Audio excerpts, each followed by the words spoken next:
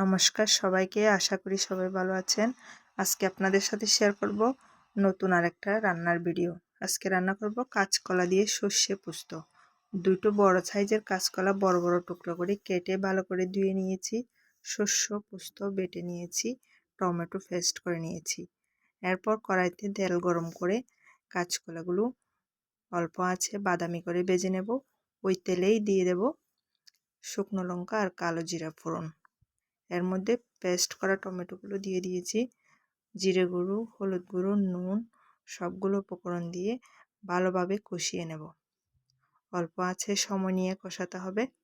একটু কষানো হয়ে গেলে এর মধ্যে কাঁচকলাগুলো অ্যাড করে দেব। কাঁচকলাগুলো অ্যাড করে আরও 2-1 মিনিট কষিয়ে নেব। তারপর সবশেষে দিয়ে দেব সর্ষে বাটা আর পোস্ত বাটা। সর্ষে বাটা পোস্ত বাটা দিয়ে বেশিক্ষণ রান্না করার প্রয়োজন নেই, এতে শস্য আর পোস্তের স্বাদটা নষ্ট হয়ে যায়। 2-1 মিনিটের মতো রান্না করলেই হয়ে যায়, খুব অল্প সময়ে হয়ে যায় রান্নাটা।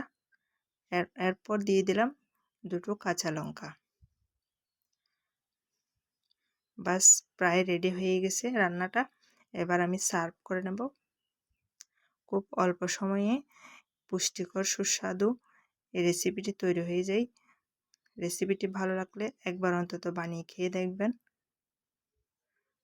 পুষ্টিগুণে ভরপুর এবং খেতেও সুস্বাদু কাঁচকলার এই রেসিপিটা।